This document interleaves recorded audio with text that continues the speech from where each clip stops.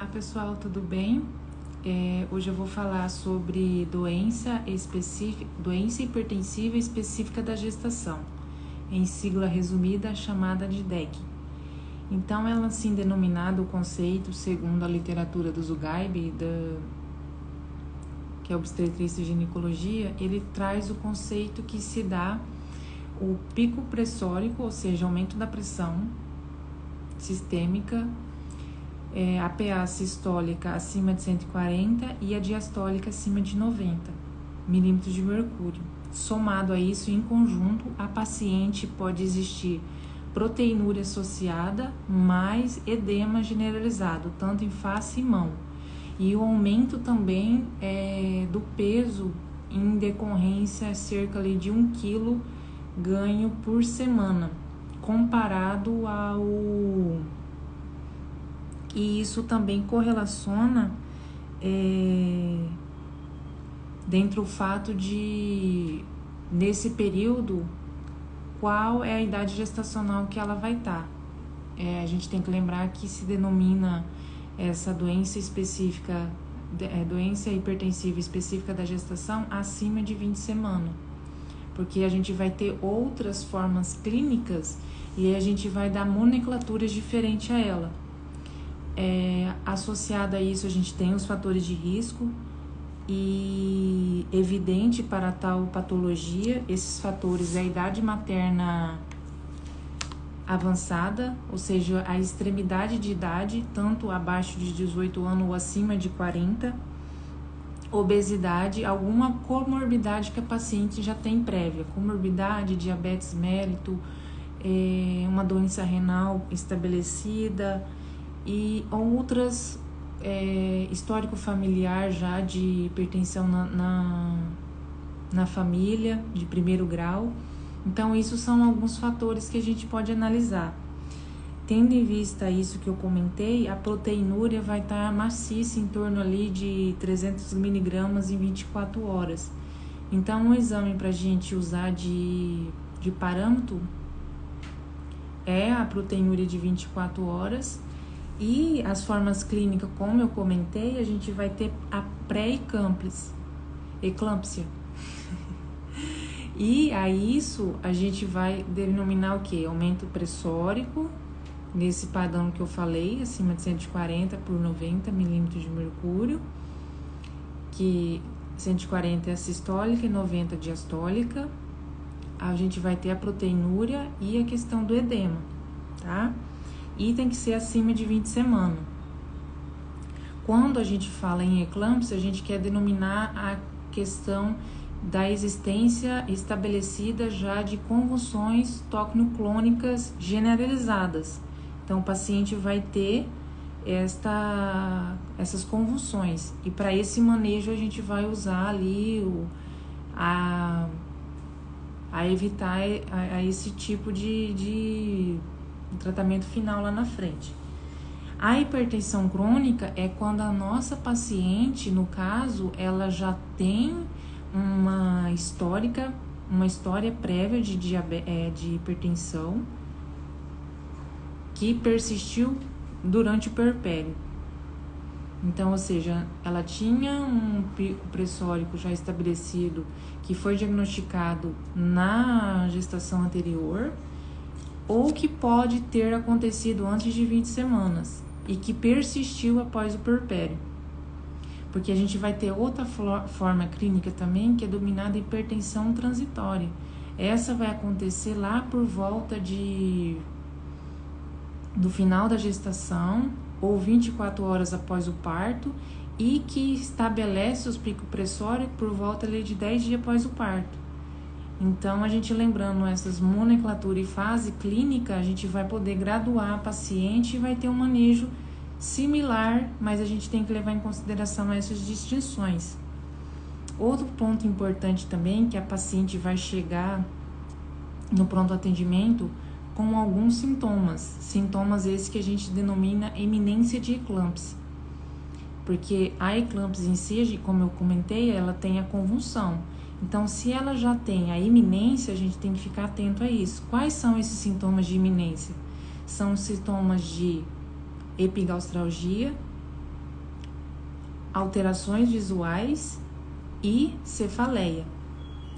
Então a gente tem que estar respaldado a isso e verificar se ela tem essa chance de entrar de ter essa estar na iminência, ou pode vir que é grande. E outro fator importante também que a gente tem que denominar aqui é que a eclâmpsia grave, ela acontece a síndrome de HELP. Síndrome de HELP quer denominar o quê? Hemólise, alteração lá nas enzimas hepáticas e também plaquetopenia. As enzimas hepáticas TGO, TGP, e plaquetomenia a gente denomina abaixo de 100 mil de plaquetas, quando a gente olha o hemograma. Então a gente tem que olhar aí esses parâmetros para denominar, que são os critérios que a gente denomina que a paciente está tendo síndrome de HELP, tá? Outro fator importante que a gente tem que correlacionar é que se a paciente tem um pico pressórico meio que controlado ali e está em uso de cálcio e AS, a gente deve suspender essas medicações, porque a gente já fechou o diagnóstico de DEG, ou seja, doença hipertensiva específica da gestação. Não faz sentido a gente continuar o uso dessas medicações. E, de qualquer forma, caso essa paciente não é diagnosticada, ela está só fazendo a profilaxia, por volta ali de 37 semanas, a gente já pode suspender o AAS, principalmente, por conta que quando essa paciente for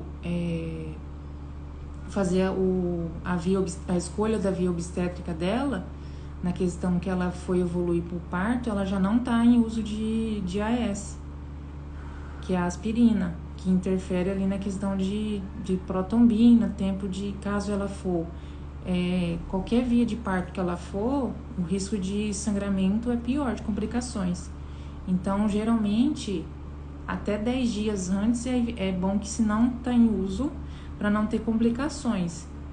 Já teve casos de paciente que está em uso, marcar e perguntar e não acontecer a cesárea. Então, a gente tem que orientar os pacientes em relação a isso, tá? E em algumas literaturas traz também que a vitamina C e a vitamina E tem algum fator ali de tentar controlar, mas isso é meio que controverso.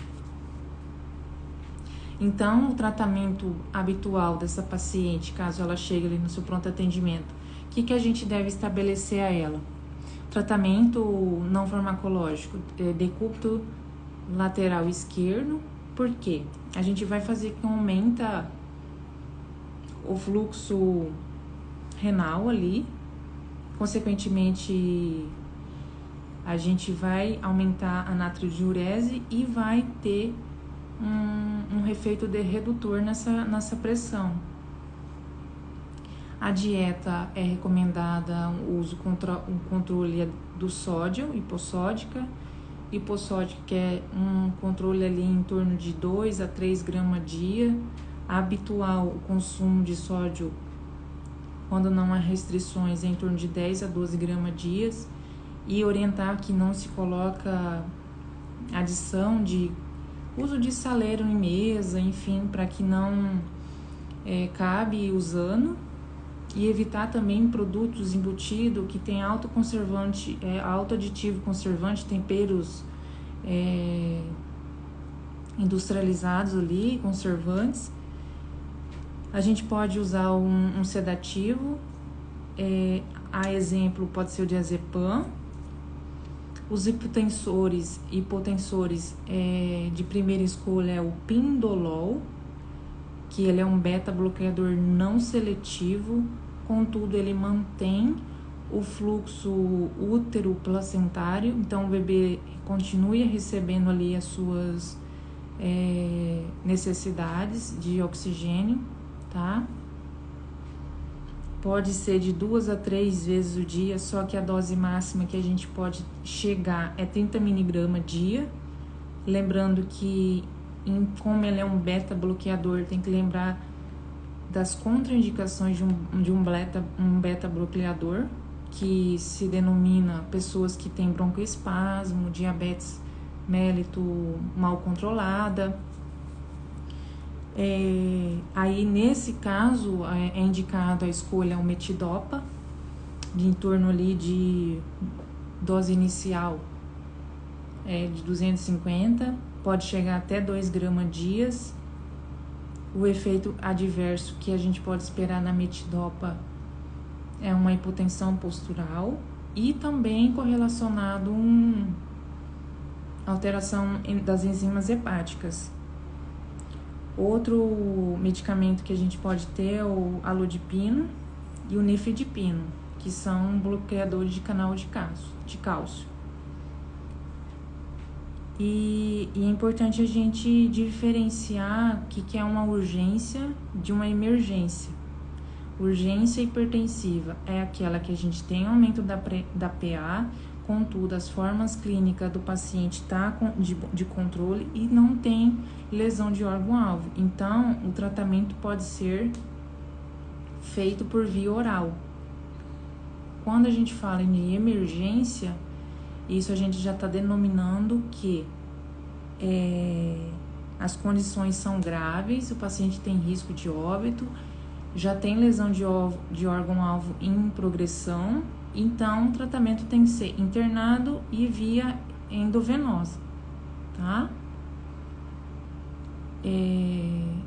E para a gestante a gente vai estabelecer ali uma diastólica acima de 110. Aí a gente vai ter que fazer um manejo específico de uma emergência hipertensiva na gestante. A gente pode começar pela hidralazina, talvez caso ela tenha uma iminência de eclâmpsia, fazer o uso do sulfato de magnésio, que dose de ataque 4 gramas e a manutenção é 1 grama, e fazer esse controle para investigar e também lembrar dos efeitos de toxicidade do sulfato. Por isso, a cada hora, fazer avaliação dos reflexos patelar, se não tem abolição, porque é um indicativo de toxicidade, a frequência respiratória se não está diminuta, e também se não tem a diminuição da diurese, que se não foge a memória, é em torno de 25 ml quilo hora. Então, a gente ter que lembrar desses parâmetros. E caso há iminência desse achado de toxicidade, lembrar do antídoto, que é aquilo que a gente vai usar para diminuir o efeito da medicação, que é o gluconato de cálcio 10%, feito 10 ml, infundir em 3 minutos, de forma lenta, tá? Foi um resumo breve, tá? Conforme a gente tá discutindo aqui, só para esclarecer, tirar dúvida. Um beijo, vou compartilhar esse vídeo no YouTube e espero que a gente pode aprender cada vez mais, tá? Um beijo, fica com Deus.